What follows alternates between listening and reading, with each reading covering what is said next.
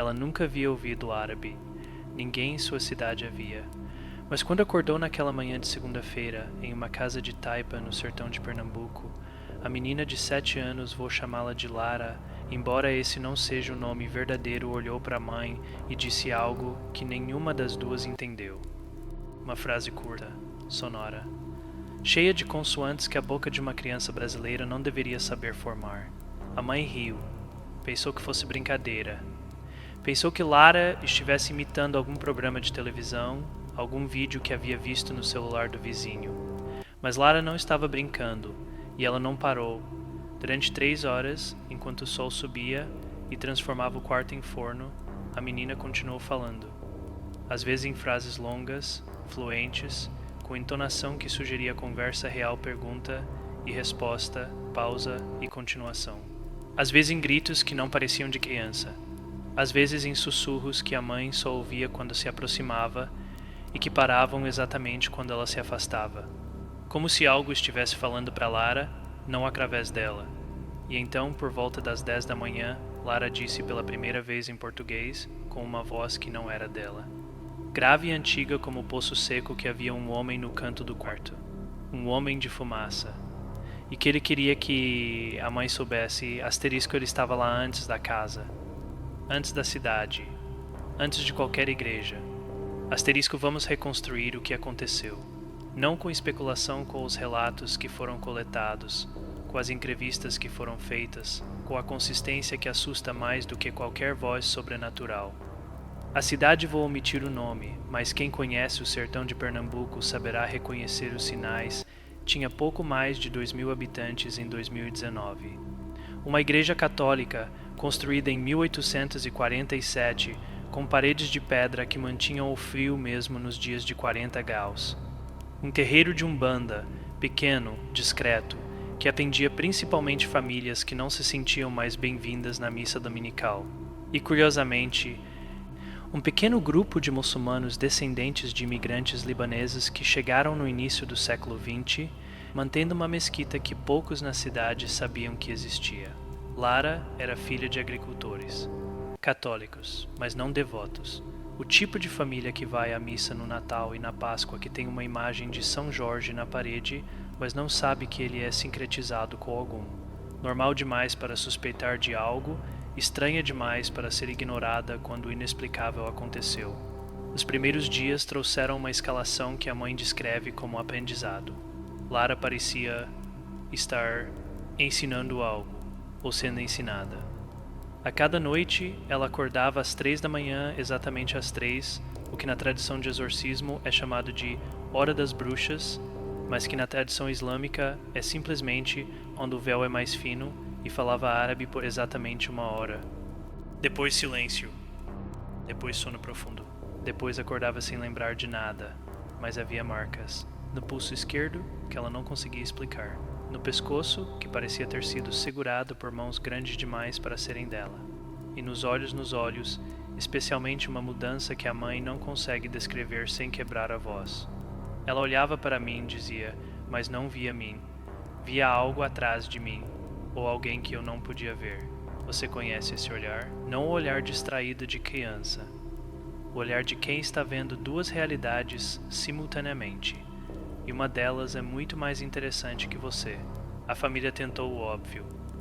Médico, psicólogo, neurologista em Recife, 3 horas de estrada de terra. Todos concordaram. Lara estava fisicamente saudável. Nenhuma lesão cerebral. Nenhuma epilepsia. Nenhuma explicação para fluência repentina em língua que nunca havia sido exposta. E então tentaram o menos óbvio, padre da cidade. Pai de santa do terreiro, e em desespero final, o sheik da mesquita que poucos conheciam. Gibi havia um professor na cidade, homem de ciências, muito orgulhoso de seu racionalismo, que dava aulas de biologia na escola estadual, que sugeriu que Lara estivesse fingindo para chamar a atenção. Ele nunca explicou como uma criança de 7 anos em zona rural do sertão poderia fingir fluência em árabe clássico, incluindo declinações verbais que estudiosos muçulmanos reconheceram como corretas. Mas explicações raramente são necessárias quando o objetivo é descartar. A ciência, às vezes, funciona assim. Primeiro nega, depois pergunta. Ou melhor, nunca pergunta de verdade. Asterisco asterisco ponto destruir o rótulo, asterisco asterisco vamos falar sobre o que não era. Não era síndrome de Tourette. Tourette não permite fluência em línguas desconhecidas. Não permite conversas estruturadas pergunta, resposta, pausa, réplica. Não permite que a tics se manifestem apenas em horários específicos, com duração previsível, com conteúdo teológico consistente. Não era xenoglossia espontânea de origem psíquica. Os relatos de xenoglossia, fala de línguas desconhecidas, geralmente envolvem fragmentos, palavras soltas, repetição de frases ouvidas. Lara estava conversando, respondendo a perguntas que ninguém fazia em voz alta, fazendo declarações sobre teologia islâmica, sobre a natureza do jinn, sobre a história da própria cidade que ela não deveria conhecer, incluindo detalhes sobre a fundação da mesquita que nem o sheik atual sabia. Não era Fauci. Não por 3 meses. Não com múltiplos observadores. Não com gravações de áudio que mostram mudanças vocais impossíveis de soprano infantil a tenor grave em frações de segundo, sem distorção, sem pausa para a respiração. O que era então? Asterisco asterisco ponto 2 revelar a verdadeira origem asterisco asterisco no Islã a um conceito antigo. Asterisco jinn, asterisco. Seres criados de fogo sem fumaça, invisíveis aos olhos humanos, dotados de livre arbítrio, capazes de habitar espaços vazios, de influenciar humanos, de em casos raros e terríveis possuir completamente. Dentro da categoria de jinn, há subtipos. O asterisco Karin asterisco é o companheiro designado a cada humano não necessariamente maligno, mas sempre, presente, testando, observando. O Maridi é o jinn poderoso, arrogante, frequentemente associado a objetos ou lugares. E o asterisco Ifrit asterisco, o mais perigoso, é o jinn que se rebela, que se recusa a servir, que encontra prazer na destruição da ordem humana. O que falava através de Lara não era Karin. Karins não revelam presença dessa forma. Era Marid vinculado a algo naquele terreno, naquele quarto, talvez na própria menina de alguma forma que não conseguimos rastrear. Ou algo pior. Na tradição de Umbanda, especialmente nas linhas que trabalham com o Oriente, a asterisco linha do Oriente asterisco, que trata entidades de fogo e fumaça, esse tipo de manifestação tem nome. Asterisco incorporação de entidade de esquerda asterisco.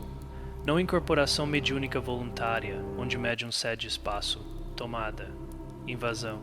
O tipo de coisa que Shu tranca-rua é chamado para impedir, não para facilitar. O jinn dentro de Lara não era espírito de morto. Era ser vivo de outra ordem, criada de fogo, enquanto ela era criada de barro. E fogo, como todo sertanejo sabe, não pode ser controlado, apenas contido, até que encontre espaço para queimar. Asterisco asterisco ponto 3, a câmera virada asterisco asterisco Gibi. Há um tipo de médium de Umbanda muito comum em centros urbanos, muito raro no sertão de verdade, que acredita que toda entidade pode ser negociada. Que basta oferenda, que basta firmeza, que basta dar vazão para que o espírito se manifeste e depois se retire. Ele nunca encontrou um jinn. Nunca tentou negociar com fogo que não queria água, mas sim combustível. A Umbanda, quando é folclore turístico, funciona assim. Primeiro simplifica, depois comercializa. Ou melhor, nunca enfrenta o que não pode ser simplificado. Asterisco asterisco ponto 4 nomear a inteligência asterisco asterisco o jinn, que ocupou Lara, não era aleatório. Ele tinha preferências. Horários às 3 da manhã sempre. Línguas árabe, nunca português, exceto quando queria ser entendido. E reações específicas a tentativas de intervenção. Quando o padre católico veio, com água benta e orações em latim, Lara riu. Uma risada que não era dela grave, múltipla, como se várias gargantas estivessem sintonizadas na mesma nota de escárnio. O padre não voltou. Quando o pai de santo veio, com defumador e pontos riscados, Lara ficou em silêncio. Por exemplo, 7 minutos o pai de santo contou. Depois, disse algo em Yorubá que ele não entendeu completamente, mas que reconheceu como ameaça. Ele não voltou. Quando o sheik veio finalmente, quando todas as outras portas se fecharam, algo mudou. Não na primeira visita, nem na segunda, mas na terceira, quando o sheik trouxe não apenas orações, mas conhecimento. Quando ele falou com a entidade não como demônio a ser expulso, mas como djinn a ser confrontado em seus próprios termos. O sheik perguntou o nome. O djinn respondeu uma palavra que soou como vento atravessando frestas. O sheik reconheceu, e então fez algo que nenhum dos outros havia tentado. Não ordenou que saísse. Perguntou por que havia escolhido aquela criança. A resposta gravada, preservada, transcrita foi: asterisco, ela abriu a porta antes de saber que havia uma porta. Asterisco, asterisco, asterisco, ponto 5, distinguir assombração de possessão asterisco, asterisco aqui, está onde até crentes erram. Confundem o que aconteceu com Lara com o mal assombro, com o espírito perturbado, com o egum perdido procurando luz. Não era. Assombração é presença externa. É algo que está lá fora, tentando entrar, influenciando, oprimindo, assustando. A casa pode estar assombrada. O terreno, o poço, a árvore centenária no quintal. Mas a pessoa permanece ela mesma apenas afetada. Posse é invasão. É algo que está asterisco aqui dentro asterisco, usando que você tem sua voz, sua memória, seu corpo, sua capacidade de aprender e de falar como instrumento próprio. Lara não estava influenciada. Lara estava ocupada. Cada palavra em árabe que saía de sua boca era uma palavra que ela não pensou, que ela não sabia. Que alguma coisa pensou por ela em uma língua que nunca havia sido ensinada. E quando o sheik finalmente conseguiu não expulsar, mas negociar a saída da mudança foi instantânea. Lara desmaiou. Acordou 4 horas depois, falando português, sem memória dos 3 meses anteriores, perguntando por que estava tão magra. O djinn não foi destruído, foi realocado. Para onde, o sheik não disse. Apenas disse que havia feito um acordo asterisco ACD asterisco que o djinn respeitaria, porque djinn, ao contrário de demônios na tradição cristã, tem honra. Códigos, regras que seguem mesmo quando nos prejudicam. Asterisco asterisco mudança uma substituição de vocabulário asterisco asterisco, pare de chamar isso de caso de possessão demoníaca. Essa frase já assume que você sabe o que está vendo. Que o fenômeno se encaixa em uma categoria cristã ocidental, tratável por métodos cristãos ocidentais, exorcizável por padres com crucifixos. Chame pelo nome que as tradições dão: Jen, Marid, Karin, entidade de fogo. Cada nome carrega uma relação diferente, um protocolo diferente, uma forma diferente de proteção. O padre falhou porque tratou fogo como se fosse espírito de morto. O pai de santo falhou porque tratou a entidade islâmica como se fosse entidade afro-brasileira. O sheik teve sucesso porque falou a língua certa literal e metaforicamente. Quando você nomeia algo corretamente, você muda de espectador para participante, de vítima para negociador. Asterisco asterisco mudança 2, a auditoria do ambiente, asterisco asterisco o djinn precisa de porta. Não qualquer porta aberta por atenção, por curiosidade, por vulnerabilidade. Lara, segundo o sheik, havia aberto a porta antes de saber que havia uma porta. Isso significa que ela fez algo brincadeira, ritual, simplesmente asterisco prestar atenção demais asterisco ao vazio do quarto que funcionou como convite. Audite seu ambiente. Não com medidor, com atenção. Onde você sente que está sendo observado, mas não há ninguém. Onde seu cachorro recusa entrar. Onde você evita olhar quando acende a luz no meio da noite, não por medo do escuro, mas por medo do que pode estar asterisco dentro asterisco do escuro, olhando de volta. Esses não são bugs do sistema, são fiates, indicadores de que algo encontrou um lugar e está esperando ser notado. Asterisco asterisco mudança 3, o protocolo de resposta asterisco asterisco quando você sentir não imaginar, sentir que algo está tentando usar você como usou Lara. Há 2 frases que funcionam melhor do que qualquer oração genérica. Primeira, asterisco, eu não convidei você, asterisco não como agressão, como constatação de fato. Djinn, ao contrário de demônios cristãos, respeitam fronteiras quando explicitamente declaradas. Eles testam, mas não invadem sem convite ou sem a aparência de convite. Segunda, asterisco eu pertenço a mim mesmo. Asterisco não por propriedade, por presença contínua. Você está aqui. Você sempre esteve. E essa constatação, paradoxalmente, é mais difícil de contestar do que qualquer argumento teológico. Diga isso em voz alta, se possível. Se não for, pense com a clareza que usaria para assinar um documento importante. A intenção é o que importa. Jin entendem intenção melhor do que entendem palavras. Asterisco, asterisco, mudança 4, a declaração de testemunha, asterisco, asterisco, a mãe de Lara, hoje declara o que viu. Não para convencer céticos, ela sabe que isso é impossível, mas para manter sua própria sanidade. Eu sei o que ouvi, ela diz. Eu sei que minha filha falava árabe. Eu sei que o sheik conversou com algo dentro dela.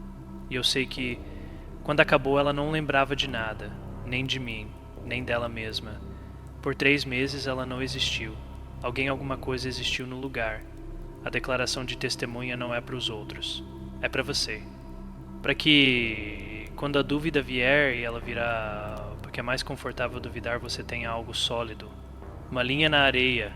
Asterisco, eu sei o que vi. Asterisco, Lara tem 10 anos agora. Não vou dizer onde. Não vou descrever como. Algumas crianças, quando são tocadas pelo que ela foi tocada, não sobrevivem não fisicamente, mas na capacidade de serem crianças comuns. Outras sobrevivem, mas carregam marcas que só aparecem mais tarde. Ela é uma sobrevivente, mas sobrevivência nesses casos tem um preço. Ela não dorme no número escuro, não fala sobre os 3 meses, e não nunca mais olha para cantos de quartos por muito tempo. O sheik, é claro, não fala sobre o caso. Sua tradição não permite publicidade. Mas ele deixou uma coisa registrada, em árabe, em um documento que foi traduzido para mim. Asterisco, Aydin não foi destruído. Foi convencido a sair. Convencimento é mais poderoso que força, mas convencimento requer alguém que fale a língua certa. E a maioria de nós, quando confrontada com fogo, só sabe gritar. Asterisco, o que resta é o padrão. O que resta é a pergunta. Porque o que aconteceu com Lara não é único. É apenas o mais documentado em língua portuguesa. E documentação em casos de possessão por Jin é rara não porque os casos sejam raros, mas porque as entidades que os causam aprendem, adaptam-se, evoluem. E principalmente porque a maioria de nós não fala árabe e eles sabem disso. A pergunta que fica a única que importa não é se você acredita em Lara, é se você já sentiu algo tentando usar sua voz, dizer palavras que você não pensou, fazer escolhas que não parecem suas. Porque se sentiu, já sabe. A porta está sempre aberta. A única questão é quem está do lado de fora, esperando que você, por curiosidade, por descuido, por simplesmente não saber que havia uma porta, convide a entrar. E quando você convida, não há sheik em todo o sertão que fecha o que se abre.